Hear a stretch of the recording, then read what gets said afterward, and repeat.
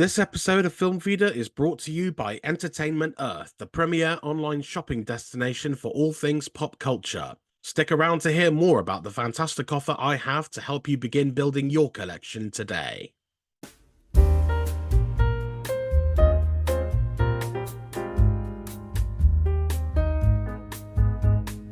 Hello, and welcome back to the Film Feeder podcast. I'm your film chef extraordinaire, Jack Martin, here to serve up some tasty treats from the world of cinema each and every month.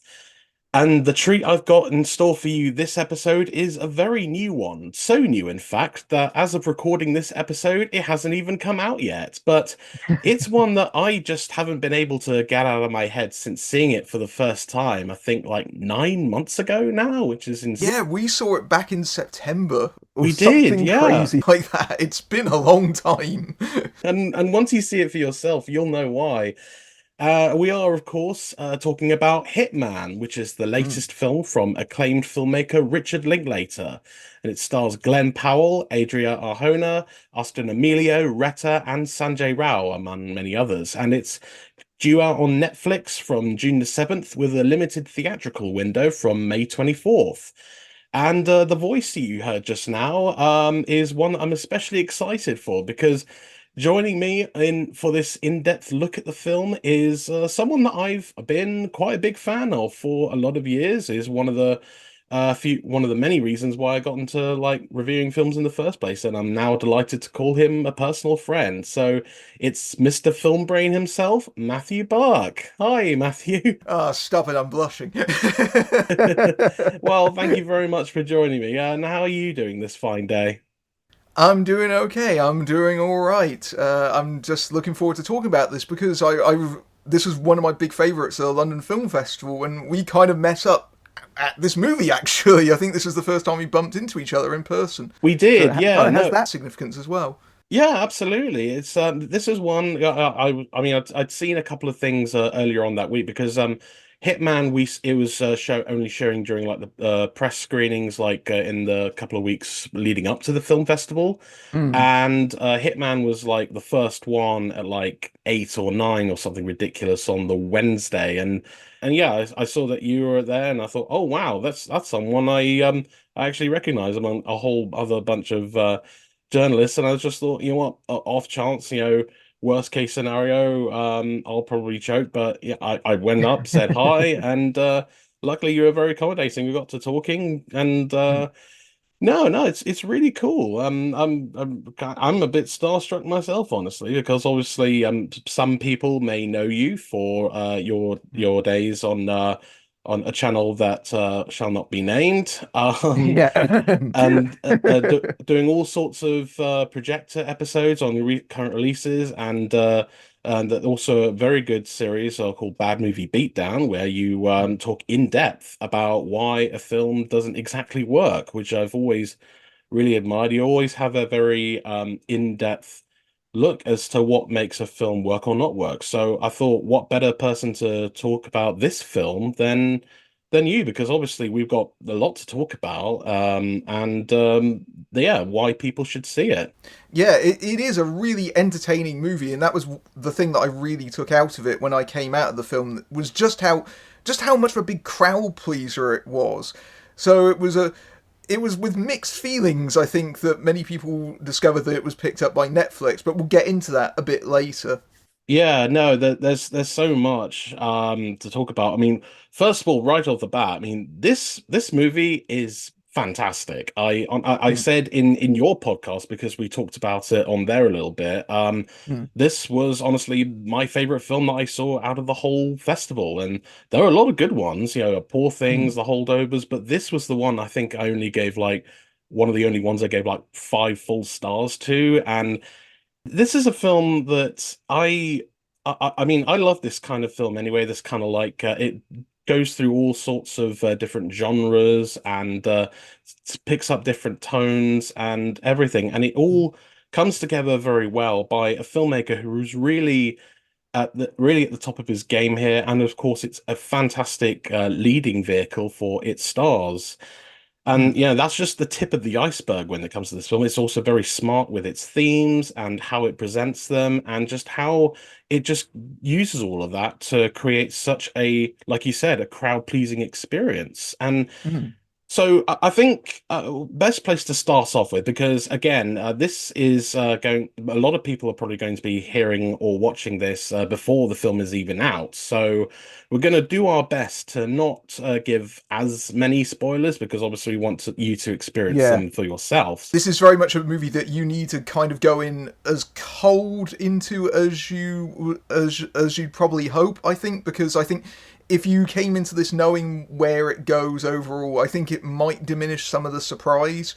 I think a lot of the way that it plays on the first viewing depends on the plot mechanics and not really knowing where it's going. I agree, but I mean, we can reveal some basic plot details. Yes, I Like think we just some. can. But so the film is it takes place in New Orleans, Louisiana, and uh, Glen Powell, who many of you may know for films like Top Gun Maverick and Anyone But You, he stars as a guy named Gary Johnson, and he's a very kind of like I wouldn't say mild-mannered. He's a very ordinary guy. Like Yes.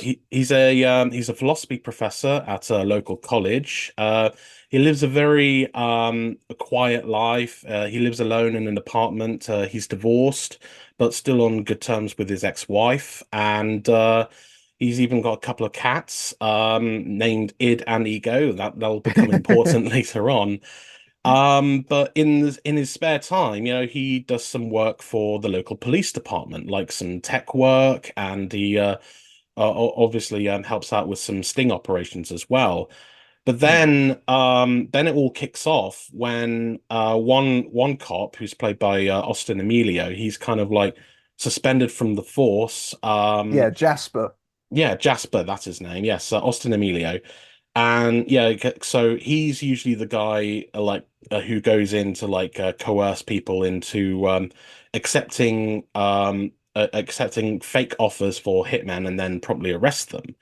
And obviously, Jasper can't do it anymore. So at the last minute, Gary is asked to just go in and just kind of fill in that role. And so he goes in. It's like a little cafe bar that he goes into, and he meets with the guy, and something extraordinary happens. Like immediately, Gary, it just completely transforms right in front of him. Is just becomes this fake hitman. Like his background details, even details that weren't even in the original brief. Like he just goes into it straight like that, and he Mm. ends up not only does he end up impressing the guy that he's supposed to get, but he also gets him to accept the money, and he's promptly arrested, and it just awakens something in him. It really Mm. it kind of like kicks off this kind of oh oh wow, this is something I'm genuinely good at. This is like a Mm. thing that I can do just to kind of feel alive. It's like it kind of becomes a bit like a drug to him in a way, like Mm. because he starts adopting various other guises, and just to kind of like custom make himself as to what the supposed client wants to see out of a hitman. And Mm. it all works out pretty well. He takes on all these characters and everything, but then something else happens. He meets with one client who's Madison, I believe her name is, the character Mm. played by Adria Arjona, and they click. They immediately hit it off, no pun intended. And they and because she originally comes to him because she wants him to take out her abusive husband. And at first, it seems like he's going to go through with it, but then during the course of their conversation, they really hit it off, like I said. And then he just actually tells him, actually, you don't need me to bump someone off. You take that money you were going to give me, and put it to something better, and then something like that. Then that kicks off this whirlwind romance that they go on, and I think that's a good place to stop in terms of like the actual plot because where it goes Yeah. from there is a very I mean it's not by the book by any means. It plays with a lot of it plays with certain conventions, but it does them in a way that's genuinely surprising. Like Mm. I mean hopefully that was a good enough roundup. I don't know if I missed any Yeah. bits out, but is there anything you want to add? No, I think that's a pretty comprehensive overview of at least, like I would say, the first act of the movie. It's worth noting that the film is actually based on an article by Skip Hollandsworth, who Linklater previously worked with on Bernie. He wrote an article that was the source for that movie. I think this is based on a 2001 article. So Gary Johnston, is that his name, if I remember I correctly? think it's Gary Johnson, yeah. Yeah, Gary Johnson. Sorry, Gary Johnson was a real person. He really did work with the New Orleans Police Department, and so a lot of the first act of the movie, as I understand it, is actually based on a lot of his experiences, and that's probably the most closely related to fact. And then after that point, it kind of jumps off into the realms of fiction. And the movie openly acknowledges this. I think at the end, it talks about the real life counterpart and mentions he's just a really chill guy. And apparently, Linklater was in touch with him for quite a long time during the film's production process. He'd been wanting to make this for decades, and then during the pandemic, he kind of came back to it. Sadly, Johnson passed just as they were starting production on the movie, unfortunately. Yeah, So I wonder what he would make of where the direction of the story goes overall. But certainly they go, oh, it's based on a true story. But there's a lot of stuff that we made up here. yeah, it does that kind of thing you kind of see in like very humorous takes on real life, where it like begins with a little text that's like, "This is based on a true story." Dot dot dot. Mostly, and Yeah. it's kind of this as well, but it's really not obnoxious about it at all. In fact, I think it's only No. really reserved for like the last final title card and stuff. But Mm. so that's the film just in a nutshell, and there's a lot to take away from it. I mean, first of all, I think there's the very basic core concepts here of identity. I think that there's Yes. so much to say about, just beyond the fact that, Gary Johnson is adopting all of these different personas. Like, one of them is like a very well-dressed businessman, and another's this really dark-haired, like Russian guy. And another Mm. one, which perhaps earned one of the biggest laughs, was this very strange orange bobbed Tilda Swinton like character who speaks in it's like if Tilda Swinton somehow played Bonnie and Clyde, like Yeah. it got a huge laugh from the audience, and we will talk about the audience experience more in a bit, Mm. but yeah, it juggles themes of identity, and it's just like Mm. it knowledge and the character's knowledge and experience of philosophy surrounding the ego it's deeply infectious, like to a point where his Mm. cats, like I said, are even named id and ego, and the way that he taps into all of these different personas with unspeakable ease, perhaps it's possible that he's trying to compensate for his underwhelming true self. Like, because Mm. like I mentioned, he's a very basic guy, like rimless spectacles and kind of like combed back longish hair And the jorts. The and jorts are a jorts. very distinctive element early on in the movie that, like, you can't go in walking as a hitman wearing jorts. No one's going to believe that. I can't forget the jorts. But Can't forget the jorts. but obviously nothing like all these various people that he becomes later on in the film, and nowhere Mm. is that more opposite than this Ron persona, which is the persona he Mm. uses when he meets Madison, and because Ron is a creation that is seems to be made up of Gary's personal like what he wants to be. Like it's made Mm. clear a number of points in the movie that he is that there's a lot that he's lacking in life. Like there's a conversation he has with his ex-wife. I mean that they're still friendly, but she goes on a bit of a diatribe about how he wasn't exactly great in bed. Like Mm. he wasn't a particularly great lover, and he applies that to Ron because when he's with Madison, like it's like something out of like a Skinamax film, honestly. Like Yeah. it's very erotic. He's a very passionate lover, and Mm, it's a kind of like putting one's identity aside and then adopting so many others, and it leads to all sorts of mm. crazy stuff. I mean, yeah, I mean, is there anything that you picked up on in terms of that particular theme? Yeah, in terms of the film's identity, like he tailors his various hitmen persona to what the expectations of the various people that he's trying to essentially get confessions out of. He's trying to play towards their expectations. And I think one of the funniest recurring gags in the movie is the fact that the movie is aware that the concept of a hitman, as we understand them in like kind of films and things, is almost sort of ridiculous, you know, looking in a catalogue, oh, I can find a hitman there. And so it kind of plays with that idea of, okay, how can we push this into the realms of the absurd? And I think that Powell is having so much fun kind of adopting all these various different accents and personas and kind of playing around with the comic potential of it. I think the movie has fun with the idea of just the fact that a hitman in general is absolutely preposterous as a concept in general, but everyone falls for it because they've seen it in the movies, and that's the fun part of it.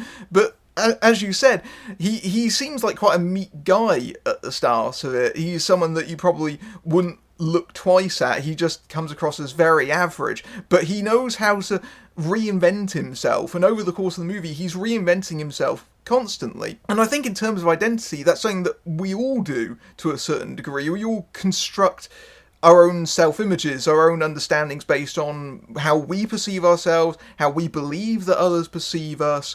And so I think that the movie plays around a lot with that particular idea, and I feel like, as you said, he becomes different people in the company of different characters. He has to constantly reconfigure himself, and this works out great later in the movie because that adds a degree of tension because he's having to juggle all of these different identities depending on who he's interacting with at any given moment.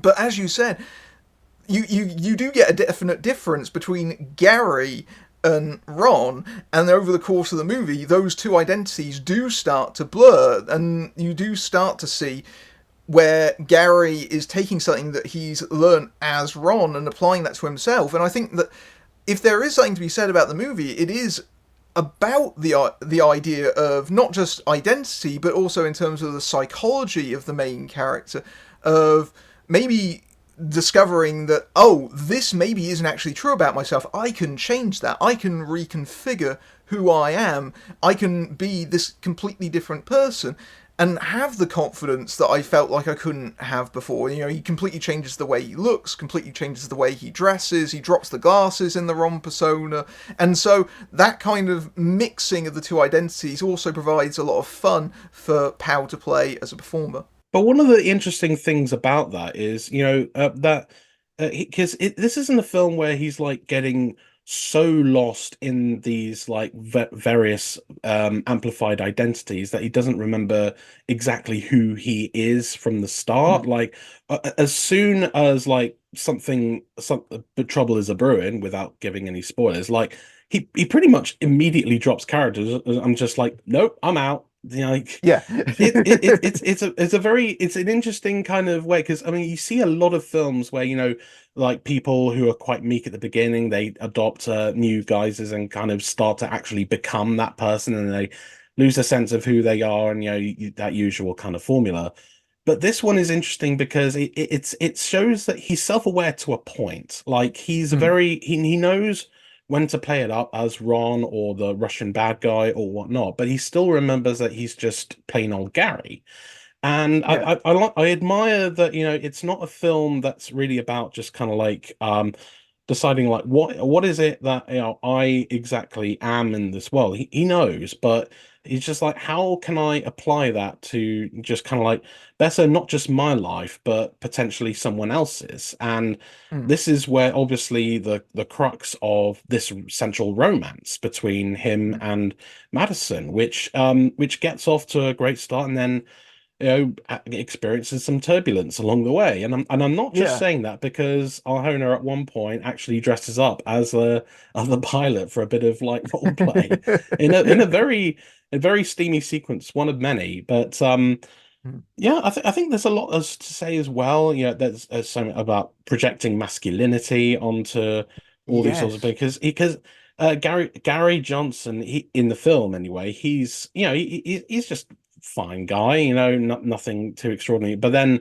Ron is like again, I feel like I'm repeating myself, but Ron is like polar opposites. Like he is just like suave, cool. He can just pull a gun on a person without even flinching, and it creates this kind of level of deception that just kind of like it doesn't exactly fool himself because again he knows he knows who he is up to a point, but then as it starts to become dangerous, he figures out, oh, what should I do in this situation, and then it kind of snowballs from there. But it's just I think it's a very well crafted script, which we have to mention. Glen Powell Yeah. also co-wrote with Linklater, Mm. which isn't uncommon. Richard Linklater's written films with the actors before, like the Before trilogy. He wrote those with Ethan Hawke and Julie Delpy. But you definitely get the sense of both writers' personalities in this. From Yeah. Linklater's kind of like cool, laid back, fun-loving guy to Glen Powell. Who just kind of like has a real he has a sense of charm and charisma about him, Mm. and that really comes through in here. And I think, yeah, on that topic, I think it's very clear that this is a true movie star vehicle for Glen Powell, who's Oh, it been in absolutely is. he's been in so much stuff over the years. Like I think one of the first things I think I ever saw him in was of all things, Expendables 3. Yeah, that was one of the things I was thinking of when I came out the screen. It's like, oh wait, he was in that, wasn't he? Yeah, yeah. There's so much else I forgot about that film. I'm surprised I remember that. But I mean, you know what? He had enough willpower to say no to Expendables, so I commend him on that. Yeah. But yeah, he's been someone who's honestly a lot of the films I've seen him in, from Hidden Figures to even Guernsey Literary and Potato Peel Pie Society. Like he's always had. I forgot he was in that. Oh, well, I didn't. A funny story. I actually met Glen Powell at.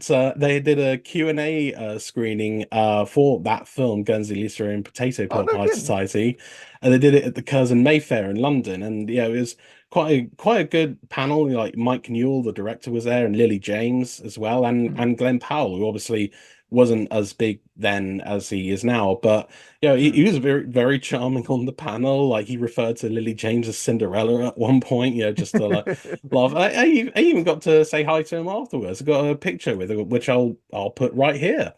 So that Pretty was cool. pretty cool. No, He's very worked with charming. Linklater quite a bit in the past, as I understand it. He worked with him on Everybody Gets Some previously.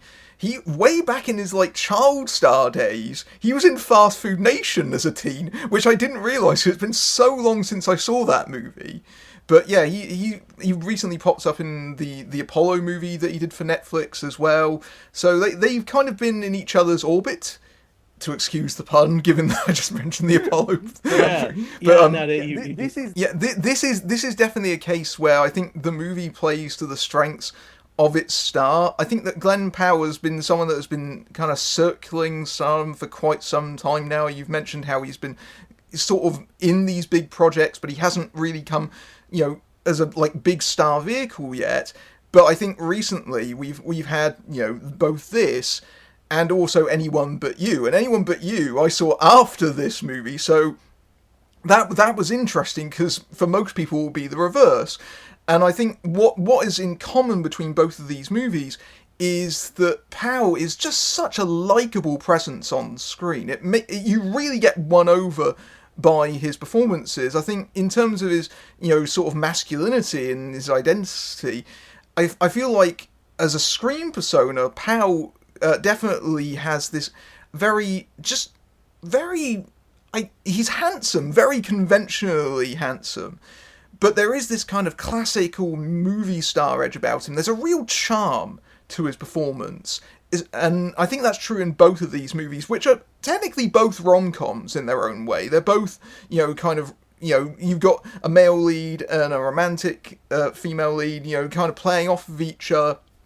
And I think in both movies he has terrific chemistry with his co-stars. He played beautifully off Sydney Sweeney. I think if you see Anyone But You can tell that he doesn't just have great romantic chemistry, he has great comic chemistry, and that's important. And Hitman is an even further example of that, because Powell has to do so much comic heavy lifting, but then you put him in the scenes with a Hona. Apologies for getting that wrong in my own podcast.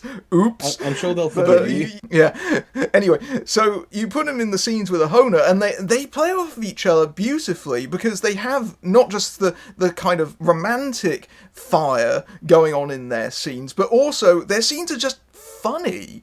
Like they genuinely do have like great on-screen passion together, and I feel like Powell in particular, I think what he has as a sort of masculinity is actually a great deal of warmth and compassion. That's what he very much generates on screen, and that is very sexy. That is very attractive. A lot of men seem to think, women are attracted to like the strength and everything, and that's actually not really that. I mean, you get some of that in Ron, but it's the Gary side of his persona that I think that she really becomes attracted to underneath all of that.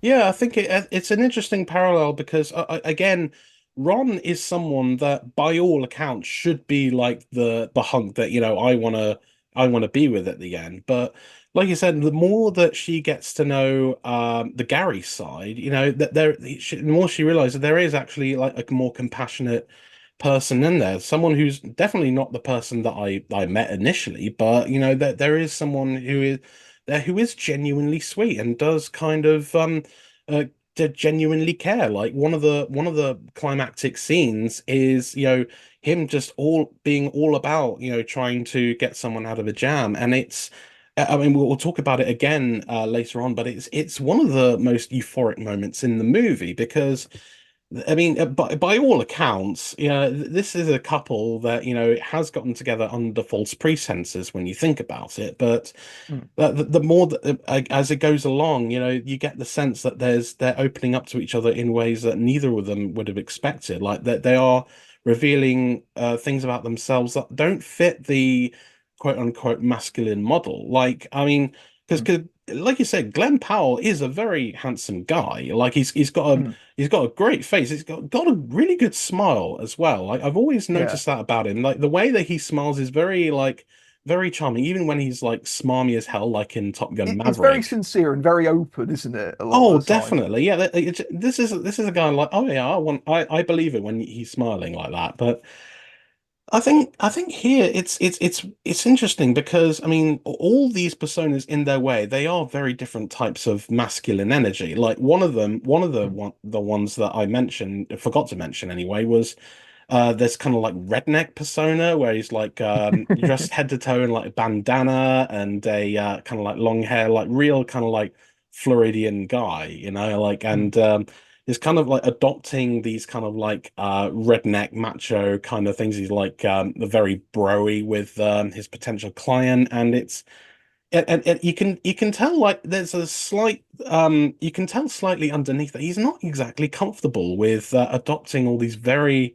overtly masculine and quite aggressive personalities because Mm. obviously that's not who he is in real life, but he's very he's very careful about it. Like he really literally custom creates all these characters to fit what the person wants. Because, like you said, Mm. they make it very clear that the idea of a hitman is a complete fantasy. Like it is Mm. something that really does exist only in the movies. And it really, like you said, it plays around with it so much, and it kind of like not to where like the lines between reality and fantasy necessarily blur, but like it's to a Mm. point where people are so willing to believe it because they've seen it in like so many films and shows that yeah, the prospect of actually being there right in front of him is just a mind-blowing experience. And he Mm. really tailors that so well to that kind of performance, as it were. But Mm. I think there's a lot to, yeah, there's so much that Powell does, you know, it because you mentioned all these personas, like he's having fun with it. You know, one of the things I was really getting off was how much Peter Sellers did that kind of like same thing. You know, like Yeah, yeah. when he's like all these different people in something like Doctor Strangelove, for instance. One of his big trademarks was just, you know, really losing himself into all these characters, and Mm. to an extent, Powell does that here too. But I mean, they're obviously very far-fetched and very extreme Mm. personas. Like again, They're all kind of archetypes, aren't they? They're all they kind of, are. they're sort of almost kind of like cliches almost, but kind of exaggerated to a sense of just kind of making fun of them in a certain way. Yeah, it's like someone. It's like they combined all the tropes of Hitman and just put them into one movie, and it's kind of like a bit of a celebration of that trope, but also kind of like an acknowledgement that yeah, this is kind of ridiculous. Yeah, it kind of plays around with the conventions while also deconstructing them, and I think the movie as a whole is kind of doing that entire thing because it as you're watching the movie you think, oh, it's going this way, and then it kind of swings into another way, and then it swings somewhere else. It's changing identity constantly itself in terms of its genre and its identity, because it kind of starts out as a bit of like a sort of like a crime thriller, but with a darkly comic edge, and it keeps that darkly comic edge, but then it becomes a romance, and then that thriller angle really starts to come to the fore later on in the movie. And Yeah, you've got no, these kind of noirish elements as well. yeah, no, I think there's also it also goes into like how the film is shot as well, because this is one of the rare few films that takes place outside of Texas, which is one of Linklater's like trademarks. You know, Mm. going all the way back to like Dazed and Confused, and like you said, Bernie, and Everybody Wants Some. A lot of them take place around that kind of like Houston, Austin kind of vibe. But whereas this one, no, it's all in Louisiana, and it takes it the cinematography I feel really takes advantage of like this different kind of setting. Like there's lots of like little there's lots of bright colors and like the neon signs that they visit, like various restaurants and bars, and it's a very colorful film actually when you Mm. think about it, because you know, there's stuff to really admire, like, even when they're in the nightclub, you know, there's all sorts of like yellows and greens and all that sort of stuff. And you don't really find a lot of that and a lot of Linklater's previous films. I mean, there are colorful films in their own right, but I mean, Mm. there's something about the way that the cinematography creates the city of New Orleans, or just Louisiana in general, as this kind of it's this kind of haven for just stuff that only happens in the movies. Like it's a very Yeah. movie kind of color. Like in actuality, a lot of this lighting and stuff, it's not practical in real life, but in the movie makes it Mm. feel like this kind of we've stepped into a fantasy, like with all these other Mm. fantastical creatures who just happen to be people for hire. Mm. And I think that there's a lot to say about just how Linklater paces the film as a whole, Mm. because this is a film that juggles so many genres and tones and stuff. I mean, at one point it turns into a bit of a courtroom drama, and on top of all the crime thriller and all that sort Mm. of stuff. But I think there's so much else to say about, you know, how Linklater, you know, he paces it so well in the sense that all of this stuff is happening and it never loses sight of itself. Like it Yeah. really, it flows quite beautifully, as a matter of Mm. fact. It's very delicate with regards to its pacing because it starts out maybe a little bit slowly, but it starts to very quickly pick up momentum. But I like the way that Linklater's direction is quite understated, because I remember saying to you when I came out of that screening that I could imagine a version of this movie where they really played up the broadly comic elements of it, like they really leaned into the disguise elements. I could see a version of the movie like that, and Linklater kind of goes against that, and instead actually goes for quite an understated approach to the material, which I think suits it much better, because it allows that kind of those kind of absurd moments to stand out as being such, but also allows him to more carefully navigate between the various tones that he has to kind of blend between the various guises of the movie. If you're listening to this, then congratulations, you're now halfway through the episode. But before we continue, I want to give a special shout out to this episode's sponsor, Entertainment Earth.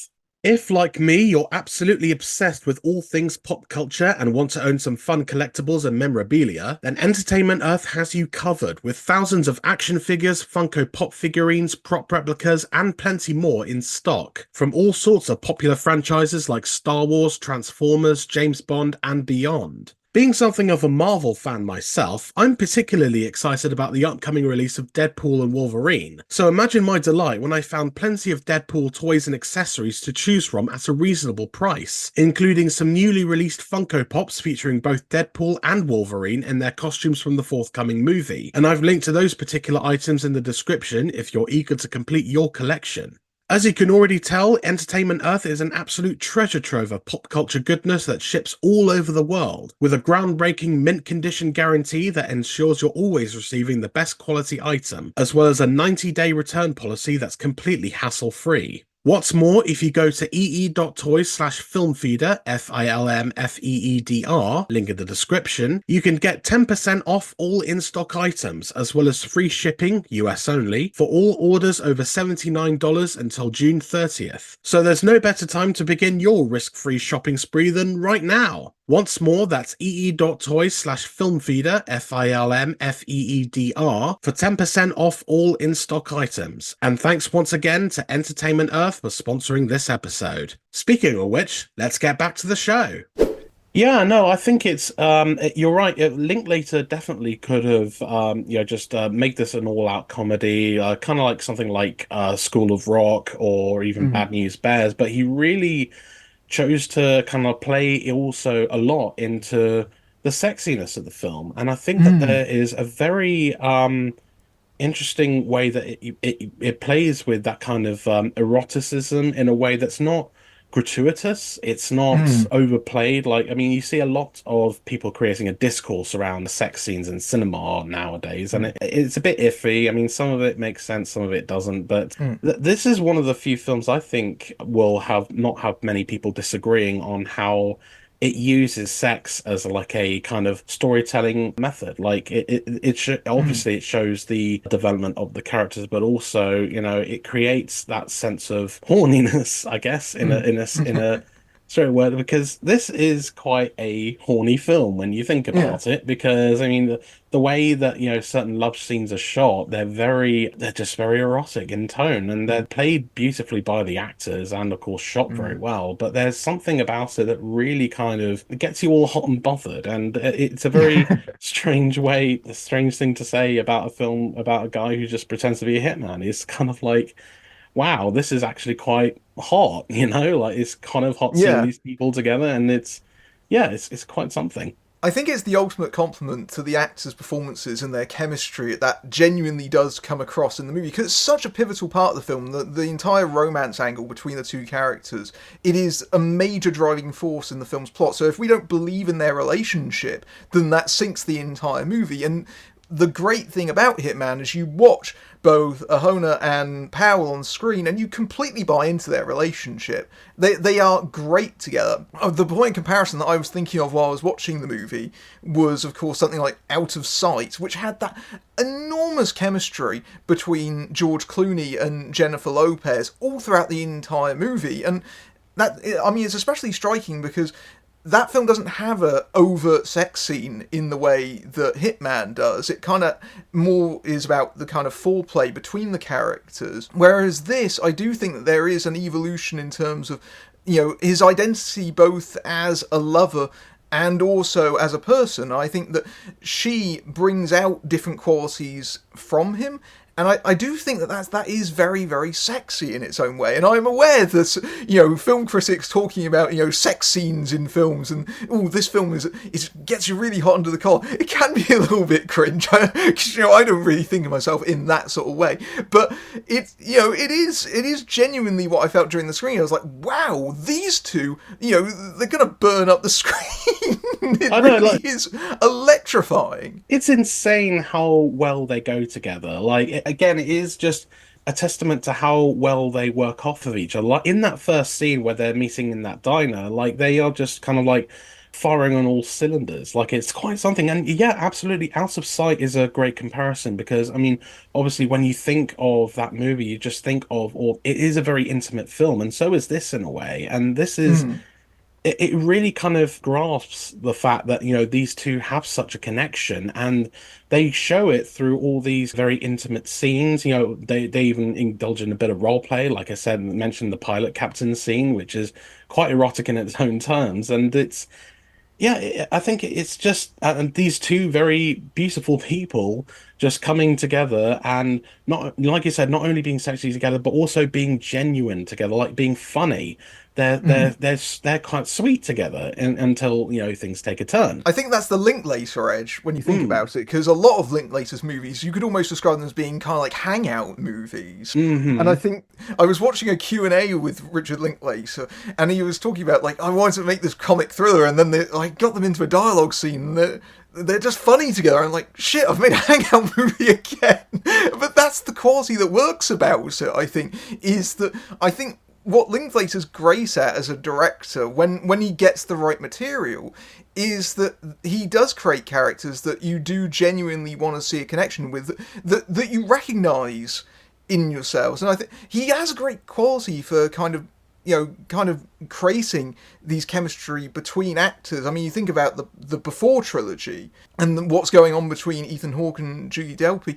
I feel like in all of those movies, you get a real sense of the dynamic between the two actors. He replicates that in Hitman. I think he knows how to draw the best out of his performers. And from what I understand, he did quite an extensive rehearsal process for Hitman. There was a moment where someone asked him, "Oh, is it improvised?" And he's like, "Oh yeah, I just let them do what I want." Fuck no. So, like even the bits that feel natural are very very predetermined and very much planned and very strategic. And I think you see that in his movies where they're loose but they're disciplined. And I think because you have that kind of genuine connection between the characters, it allows for those more kind of sensuous scenes to feel sincere and feel earned in the movie. I think that's the problem that people have with sex scenes sometimes, is they don't feel earned. They don't feel like the relationship between the characters earns that kind of moment between them. I feel like in the case of Hitman, it absolutely does. Yeah, and I think it goes along with the fact that, 2024 in general so far seems to be a very horny year for film. Like, Yeah, it really does. It's been ramping up. we've had challenges in the last couple of months, Love Lies Bleeding, Drive Away Dolls, and even as far back as Saltburn back in Yeah. last November. There seems to be a very gradual turn towards films that are about horny characters. It's about a connection. I think that it's a combination of a kind of like a pushback against this criticism that modern Hollywood films are sterile and sexless. But I think there's also kind of like we've just come off the back of a pandemic where we've all been separated. I think now it's all about kind of bodies colliding, as it were. And Oh I yeah. think you kind of see that in the projects getting made right now. Yeah, no, I mean, when you look at a film like Challengers, that's a film that is just all about, people being horn dogs for one another. And Yeah. and by the way, if you want to check out Matthew's review for that, it's a great review, by the way. Oh, thank you. It's up on his YouTube channel. I watched it the other day in preparation for this, and it really just nails how the sexual tension is in that movie, and obviously very different to something like Hitman, where it's much more, I wouldn't say conventional, but it's more like straightforward in terms to as to what Luca Guadagnino does in that film. I think just in general, there seems to be there's an interesting movement as a movement of horniness, Yeah. and I like seeing that. And Love Lies Bleeding is another great example of that, where it's just they really kind of hone in on the characters' sexuality, not just like their sexual preferences, but also how they use each other's bodies and how they kind of like are attracted to one another. And I think Mm. you definitely get a lot of that sense in Hitman too, because it's just like you said, it's a very sexy film, and I Mm. think this movie, out along with it, is kind of bringing that kind of sexiness back to cinemas Mm. when, like you said, They're bringing sexy back Justin Timberlake style. yes, Justin But I Timberlake think would approve. sexuality in terms of identity is quite important because Hmm. it is something that makes up a person. I know that sexuality can make people uncomfortable at times. I can completely understand that, but I feel like understanding that side of your identity is also important. So it's understandable why it's also focused upon in this movie. I don't feel the sex scenes in this film are gratuitous. They are necessary to the plot and essential to the relationship to the characters. I don't think you could excise them from the movie without it kind of missing something. That's very true. And I guess in a sense you kind of feel that in a sense with Anyone But You, because like you Mm. said, there is a lot of sexual tension between Glen Powell and Sydney Sweeney in that film. And more often than not, it definitely shows just in their performances and also the way that they're shot. The one of their love scenes, it's this very tender moment in the shower and it's sensual and again not quite as gratuitous as it could have been. Obviously there's a whole other conversation as to how male and female bodies are portrayed in media, and there's Mm. like one lenience towards one more than the other, and there's a whole double standards thing around that. But I felt like, apart from the fact that Glen Powell does have a pretty magnificent body in and of itself, I mean, it's a very, I mean, obviously that's complemented by how his female co-stars are. It's not pornographic in the way that they're presented. It feels very real. It feels authentic. It feels Mm. like, oh wow, I'm actually in a situation with these two people who are loving each other. And like you said, it's weird talking about sex in a film because I mean, you talk about it so much, people will think, oh, maybe that guy's a perv or whatever. And also, filming sex scenes is the least sexy thing in the world, as any actor will tell you. Oh yeah, I mean, I'm sure that, I'm sure so many are thankful for the intimacy coordinators Oh nowadays. yeah. But And we as an audience are very thankful for them as well, because oh it provided a yeah, bit of reassurance there. oh yeah, no, it's definitely revolutionized things. But yeah, I think Hitman, if anyone out there wants a genuinely sexy film, like in the sense of Out of Sight or any of the other many horny films that have come out this year, then I think Hitman is definitely going to be right Mm. up your alley. And I know it was for so many people because I actually attended a special Q&A session for Hitman in London, and I've got Oh, the results of nice. that. Yeah, and I got the results of that right here. Hello everyone, I'm here at the Picture House Central and today is a very special day. There's going to be a Hitman Q&A with director Richard Linklater, and I am going to be asking some of the audience members what they thought of the film, why it's a big crowd pleaser that's worth seeing in the cinema as opposed to just Netflix, and yeah, let's do it. Here we go.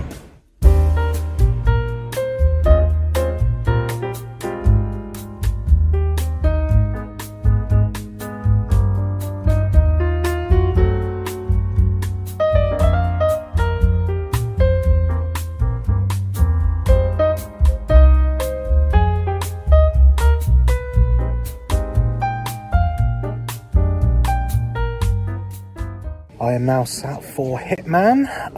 It's looking like a pretty good crowd here. Not gonna lie, a lot of people came out tonight, and I'm really happy. Hopefully, get to chat to some of them after. A round of applause just for Richard Linklater, everybody!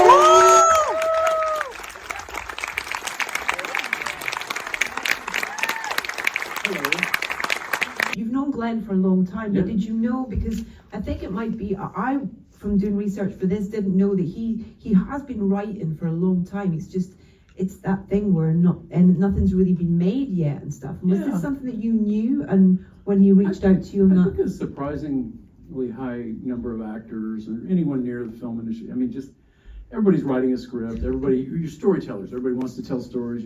You have, so I didn't really know it, but Glenn said he had written some scripts and things. I think he has some screenwriting partners, whatever. That didn't really matter to me. I was collaborating with him as a future actor in the movie, which comes natural to me anyway, because I do a lot of rehearsal, a lot of workshopping. And I even asked him, we were pretty far along kind of working on an outline or how this story might work. And I said, Glenn, let's just write this together. You saved me a step, because we're going to rewrite it anyway in rehearsal, so let's just start now. Yeah. I mean, he had so many good ideas. We really make each other laugh. We really push each other. So he was a great collaborator. As fascinating as Richard Linklater was to listen to, I was much more interested in hearing what the audience themselves had to say about Hitman. Hello, I'm with someone right now who's just seen Hitman. So first of all, what's your name? Charles Holmes. Charles Holmes. Nice to meet you. And just want to ask, what did you think of Hitman? Great, full of surprises, great cinematography, brilliant acting.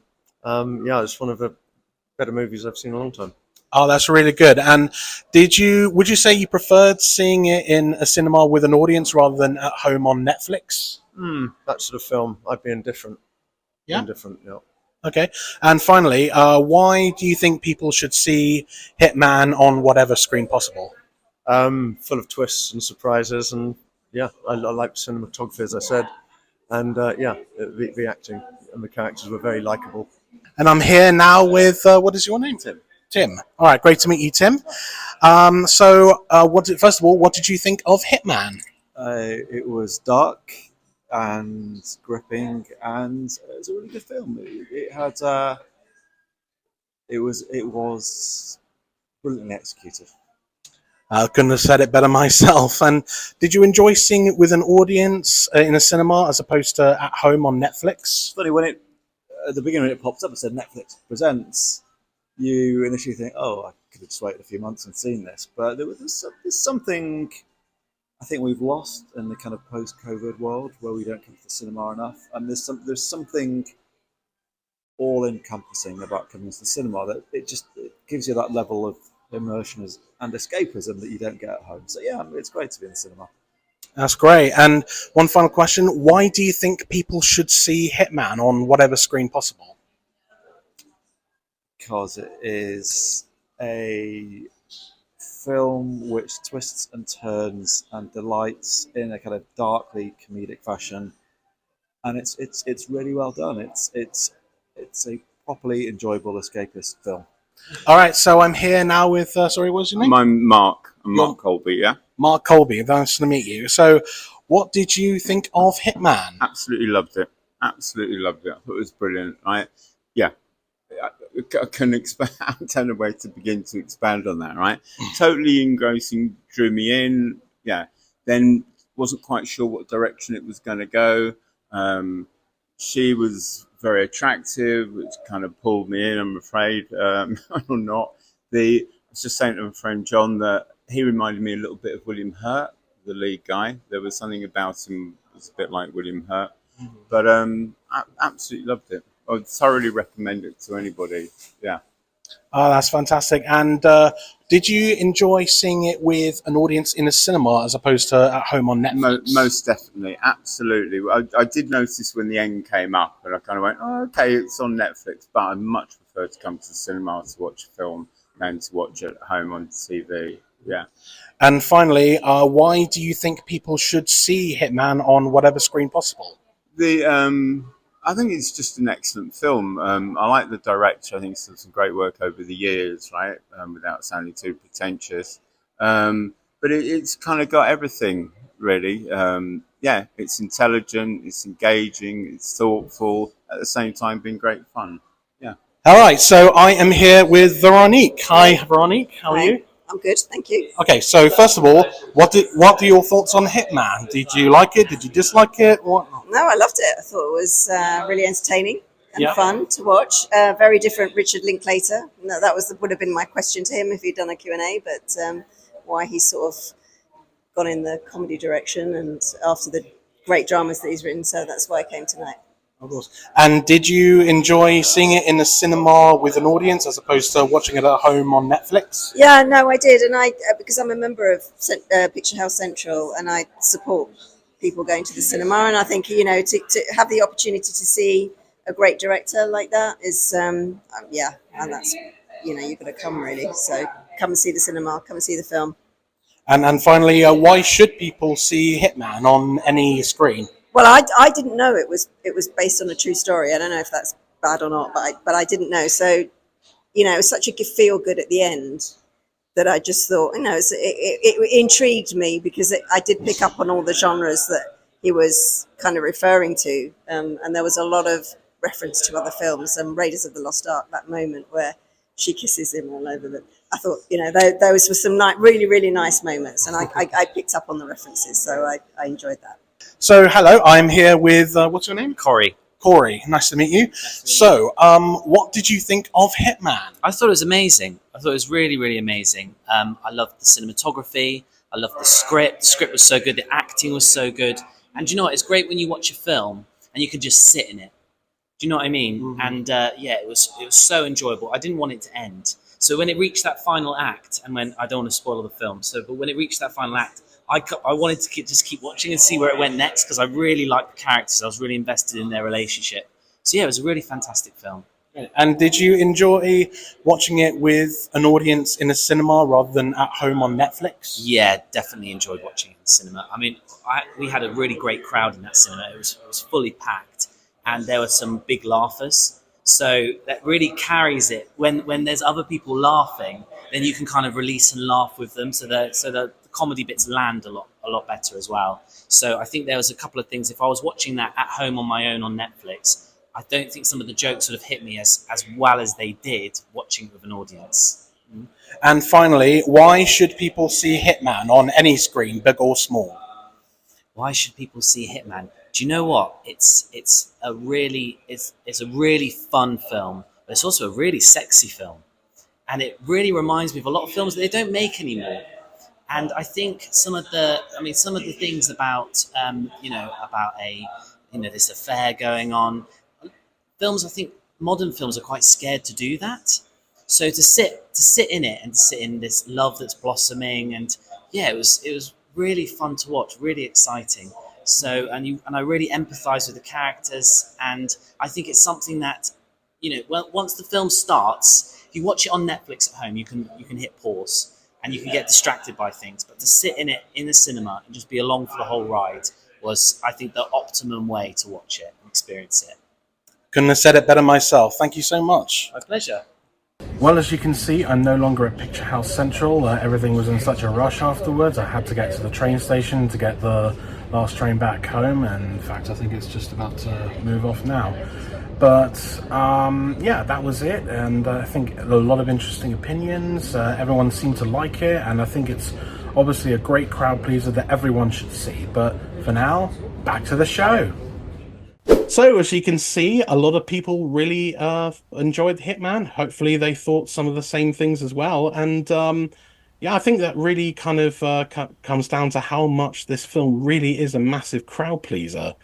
And that was very apparent in the screening that we attended at the press show at London Film Festival. Yeah, we should really talk about that, because this was a film when it started. I mean, people were already excited for it because they already heard the great press that came out of Venice Film Festival where it debuted, and when it was showing as the press screenings for London Film Festival, it was one of the busiest lines I'd seen yet. It was like going around the block of the BFI South Bank, and it was crazy. I mean, the auditorium itself, NFT1, is quite large, but it was absolutely packed with people who were genuinely excited to see this, and it was at least 3/4 full. It was at least, yeah. And for a lot of people, it did not disappoint, because pretty much as soon as it starts, like, people are just laughing and just really getting into it.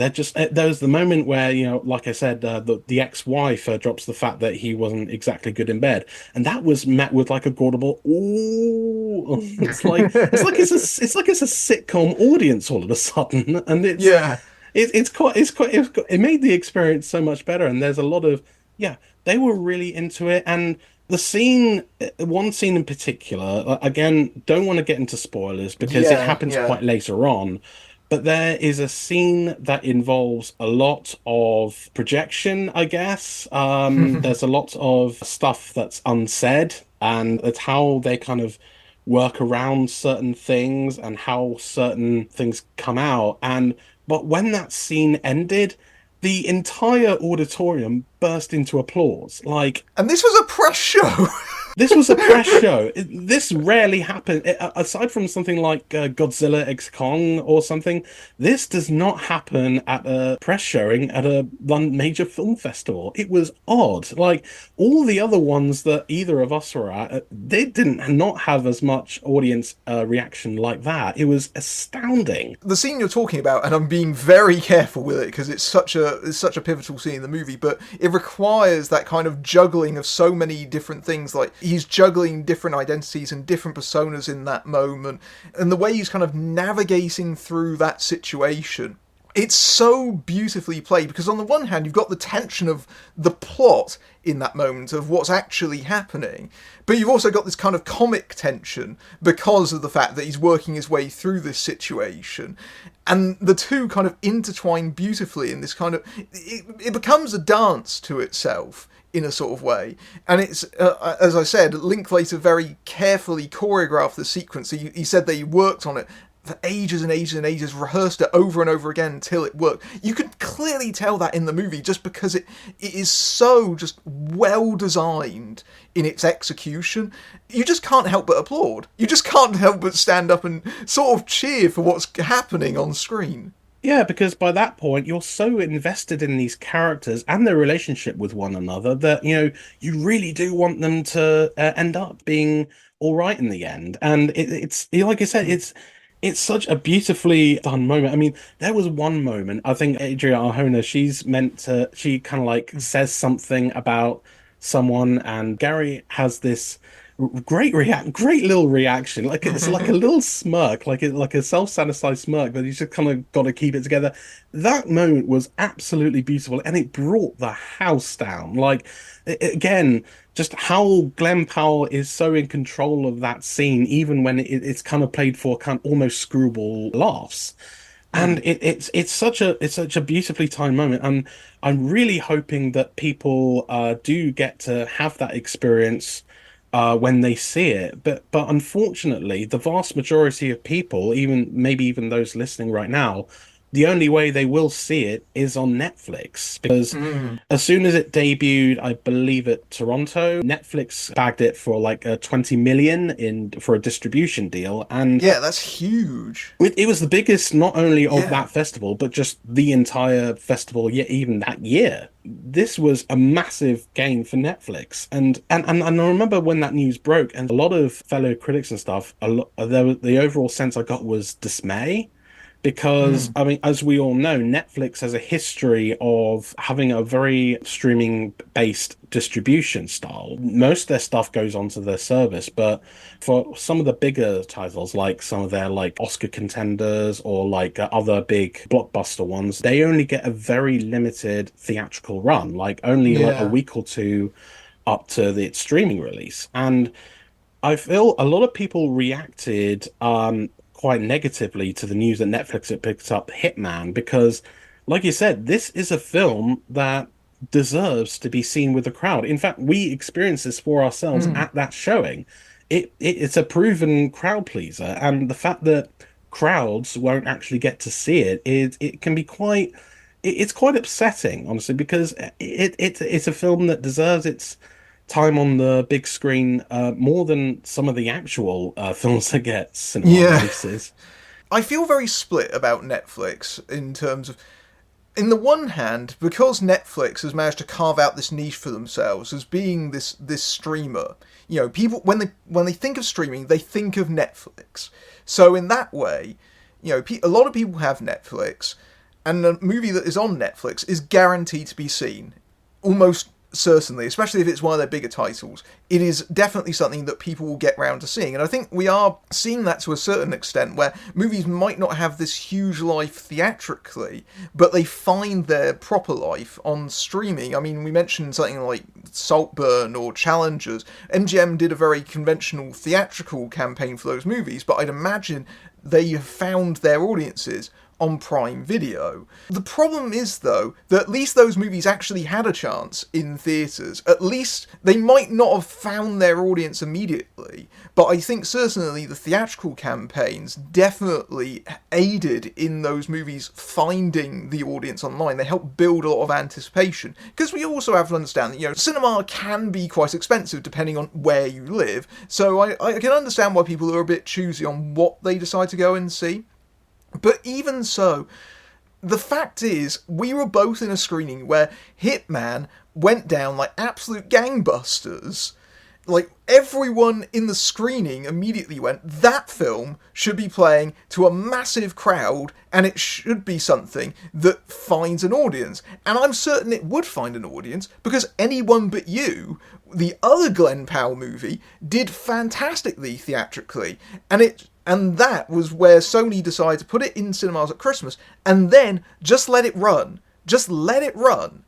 And I think it found its audience naturally that way, and the problem is, Hitman won't, because even though it is getting a theatrical run, you and I both know how Netflix are going to distribute it. They're going to put it in about 10 sites that, in major cities. Loads and loads of screens won't get it at all. It'll be in a couple of slots, and it'll be quite hard to see, and then they'll drop it on Netflix. That's going to be how it rolls, unfortunately. No, I think you're absolutely on the money, and I think, I mean, some Netflix titles, yeah, sure. The ones that get shown on the big screen, yeah, sure. Some of them aren't exactly like the deserving of the big screen experience, but films like Hitman are, and I think it's very upsetting that Netflix isn't willing to work with exhibitors with giving their films that much larger platform. They made a half-hearted attempt with Glass Onion a couple of years ago. They only put it in cinemas for 1 week only, and then it was gone for a month before it then ended up on Netflix around Christmas. And then they didn't even report any box office numbers or anything. They didn't really give a gauge of how much this was a hit. I saw it in the cinema when it was in that 1 week run, and the thing was packed. It was really...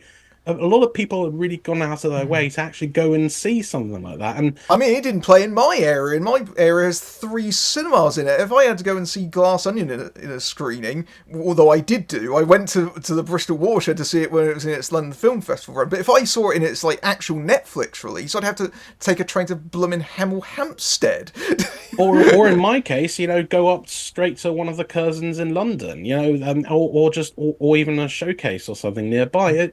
The point is, they're not making it very accessible. And I feel like that's the entire point. I feel like Netflix, with Glass Onion, they betrayed the entire, strategy on their part, in that the release of the movie in cinemas was just basically there as an advert for Netflix, and they had no real interest in it. And they didn't really promote it as much as they probably would have done as a proper theatrical release. So they deliberately restricted the release, didn't report on it, and then when cinema owners asked, oh, can we extend the run because this is making a lot of money for us, they said no. And this is the thing that gets me with Netflix, is that there's a lot of stuff that Netflix makes as originals, or that they've cultivated as niches on their platform. Like rom-coms, for example, have largely disappeared from cinemas over the last couple of years, but the genre has been very much alive on Netflix. And what Netflix, I feel, has cultivated, and what they're very canny at doing at film festivals, is taking these crowd pleasers and sticking them on the platform. And then saying, this is where those movies deserve to be. This is where films should be released. And I don't agree with that. But of course, that's all part of their business model. They need to make it streaming focused because that's their whole identity. Because Netflix is a disruptor. Its existence is to kind of undermine theatrical to a certain extent and say, you don't have to go out to a cinema to see a movie, just stay at home. And so in that way, I do think that having something like Hitman, which generated a huge amount of buzz in its festival run, that takes away something that cinemas could have had, because that means that it's taken away the audience that would have gone and seen it in a cinema and, bought concessions and all that stuff that's very important to, the day-to-day running of stuff. And so, as a result, I do kind of feel like Netflix is at times a little bit of a hostile entity. Like, they're great for some stuff, but then I feel like their overall ethos is, I don't really agree with it. I don't think it's just Netflix though. I think the overall attitude in a lot of Hollywood studios right now is to give their films like a theatrical release as normal, but then only a few weeks after it's released, they put it on digital to rent or buy. And it's creating this kind of really eerie mentality that, oh, you don't need to go to the cinema to see something like Abigail because it'll be on digital in a couple of weeks. It's just like, save your money or something. Yeah. It's just like, first of all, doing that to something like a very, very small film, that one that didn't exactly like make a lot of money or whatever. I mean, that's one thing, but when it's like a film that is proven to be like a critical hit, people do enjoy seeing it. A film like Abigail, again, that's a film I think definitely deserves its time on the big screen. It's a fun kind of throwback horror comedy with great actors and a lot of violence and stuff. That's the sort of stuff that should be playing. But then just putting it on places like Amazon and Rakuten, Sky Store, all of these digital markets, it really undermines that theatrical experience. And I think there's a certain irony, Netflix being this disruptor, when they're releasing a film like Glass Onion, which is all about how disruptors aren't really disruptors, they're just arseholes. And it's just, and I feel that there's a very that seems to be a depressing reluctance for both streamers and exhibitors to really come together and make it work. Like I look to something like Mubi as a very good example of it. They have their own distribution platform and they give their films like a decent enough theatrical release, like more than a couple of weeks at the very least. And people do see them, albeit they're not as widely shown as like some of the other films are, but they are at least given that platform. And again, like you mentioned with Challengers and Saltburn with MGM and before they went on Prime Video, Netflix I feel really needs to step up its game when it comes to theatrical distribution, because that's the way that films will really survive, in my opinion. I think that just dumping it onto a streaming service in an endless pit of so many other films that people don't even remember, and it's not going to help it in terms of longevity. I think it's going to really kind of sweep films like Hitman under the rug, and that does not fit a film that is so smart and is so funny and great chemistry all around. I feel like a film like that just being swept under all this other content, as in this term, I don't like to call it that, but that's what it is to them. It's content, and it's just too much. And I think it's going to really bite them in the arse, because people are starting to realize, again, Anyone But You, that could have easily gone to Netflix, but no, they played the long game. They made sure that people saw it. They even gave it a re-release around Valentine's Day to really capitalize on the fact that people were going to see this. Yeah, exactly. And I think that it's a real shame that there are places like Netflix that don't offer that same courtesy to their films, because if they're so into like the big, I mean, spending millions of dollars on films that people don't even remember. Like, I don't even remember what happened in The Grey Man or Red Notice or anything like that. Those films have like millions of dollars to their name, and they're just wasteful. I think it's a very wasteful thing for Netflix to just kind of dump their stuff on the platform without giving anyone the opportunity to actually go and see it. I think it's a multi-tiered problem in that I think it creates this kind of disposable kind of mentality, both in terms of how the audience consumes things and how the company views their own product. But I think also in terms of the way that audiences perceive things. Like, I see a lot of talk about, oh, well, this needs to be a big movie to make me go out to the cinema. And I go, actually, I don't like that mindset, because then you just get blockbuster after blockbuster after blockbuster. It becomes very samey and monotonous. And the great thing about cinema is that when you're in the right audience, you have that shared connection. And it doesn't necessarily have to be like huge world-ending stakes. It doesn't have to be the biggest movie of the week. sometimes it's about the way that a movie can connect with people, and Hitman's a great example of this. You know, we're having this kind of shared communal experience, and I feel like that's important to have in our communities. Cinemas are part of communities. They're places for, you know, people to relax and kind of, you know, take 2 hours away. Those places are important. So that's why I fight for having cinemas, and not to mention, you know, jobs and things like that. They are important to have. If you get rid of them, you will miss them. They need to be protected to a certain extent. And I also think, in terms of the way that films are released, we don't give films enough room to actually find their audiences. Back in the day, movies would play for, you know, weeks on end. Now, if it flops in the first week, goodbye. And I think that's a really shitty way of doing things, because, you know, not everyone can make it to see the film in the first week. Not everyone can rush out or hears about the film. I mean, film marketing as well. You know, you hear so often people like aren't even aware of stuff being released. It's so challenging, and I feel like we need to have a huge discussion and a huge shift on the way that we distribute things, the way that we kind of market things, and also, yeah, maybe we need to move away from the pandemic model of releasing things 3 weeks after we release them theatrically. You know, we're kind of moving away from that now, and yet we've still got this relic of that era. And I feel like, who is doing this? Who is literally paying £15 to watch a movie that they could go and see at the cinema for, what, half the price? If you're like a View, you could go and see a movie for a fiver. Like, what are we doing? What are we doing? I feel like, you know, 4 years after a global pandemic, I think that's enough time for big studios and stuff to realize that, you know, people don't want this anymore. I mean, audience taste can be fickle anyway, and I think obviously during the pandemic, you know, cinemas were closed, and that's one thing, but it's 4 years later, and it's just like, move on, you know, like, give it. Yeah, exactly. It's proving to be a very destructive kind of thing for exhibitors and, you know, just audience tastes. Like, I mean, you see it all the time now. Like, The Fall Guy just debuted kind of an underwhelming box office on its opening weekend, and both of us really liked it, and a lot of audiences did too, but they're already writing it off as a failure when it's not even had a chance to even be the kind of sleeper hit that Anyone But You was. Like, I mean, I don't always like judge a film's box office performance on the first weekend. It's always, you always got to watch out for like how much it drops in the second weekend or how much it holds. You know, like, that's the real sign of when a film is actually finding an audience or not. Because I remember when Batman v Superman came out, the first opening weekend was like 160 something. It was massive.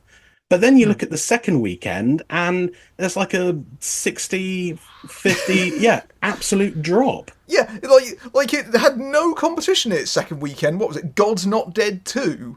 And, like, it still tanked, and that's entirely due to word of mouth. You know, you can open a movie massively, but if people don't like it, you know, it's going to drop like a stone. Absolutely. And people responded to stuff like Anyone But You, because, you know, I mean, I personally don't think it was a great film, but it was fun, you know, like, it was. Yeah, it was entertaining enough. Yeah, it was entertaining. It's an entertaining modern take on Much Ado About Nothing with two very popular actors. You know, I can definitely see this thing having legs, and it did. I don't know. It's such a weird time for distribution right now, but I think ultimately, after all that, regardless how you watch it, whether it's in one of the few cinema screenings or if it is on Netflix, I do think that people should still see this film because, I mean, it's a real crowd pleaser. It's going to put you in such a good mood, and it's funny, it's dark, it's got so much going for it, and it's romantic as well. It's one of those things like The Fall Guy, to use the old cliche, it's got something for everyone. It really does, doesn't it? Yeah. We were talking about the way that it blends various things together, and and Richard Linklater said that he wanted a kind of screwball element to the movie. I think you can see that. You know, Glen Powell, he has the charm of someone like Cary Grant, and, you know, it's funny that we talk about Cary Grant because Cary Grant himself was a persona, a creation, as we understand. Yeah, so, it wasn't even his real name. Yeah, exactly.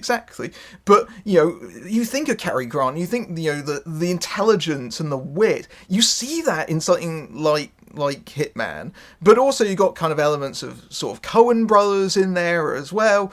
And, you know, you got the rom-com elements. Like, you've got all of this mixed together into something that is very, very satisfying. And regardless of where anyone sees it, I just hope they see it. And I hope it finds an audience that understands that this is a really special, really brilliant movie. And I think it's probably some of Linklater's best work in quite a few years. Oh yeah, like this is probably his best film since Boyhood, honestly, which is just is pretty much his masterpiece. And this one is damn good. Like, it's definitely, you were saying as well, like, I think in your podcast, it's giving off School of Rock vibes, and I love School of Rock, and like I know a lot of people do too, and it's definitely that kind of vibe, and I think people will really respond to that if they just go see it. So anyone who out there who's watching or listening, please, for the love of God, see Hitman. I don't care how you see it. It's in cinemas or on Netflix. Just see it, because that's how we grow as a society. My God. I'm going to go one further than that. If you're interested in a movie and you think, oh, that kind of,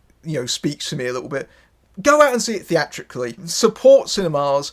Go out and see them. If you're in a position to do that, and I know that not everyone is, but if you can, it really does matter, because, you know, I feel like now especially theatrical is where the votes are cast. Those are the movies that are going to get made over and over again. So you need to support. You know, if I want to see more things like that, you have to see them theatrically, because that is where the decisions are being made. Once it comes onto streaming, it's too late, because the narrative has already been written. It's a failure. It doesn't have a life. And I don't think that's true either. There's a lot of movies that had a second life on cable, on television. We're seeing it on streaming. But even so, I think that it's very important that movies find their audiences, and also that audiences come to the movies, not wait for the movie to come to them.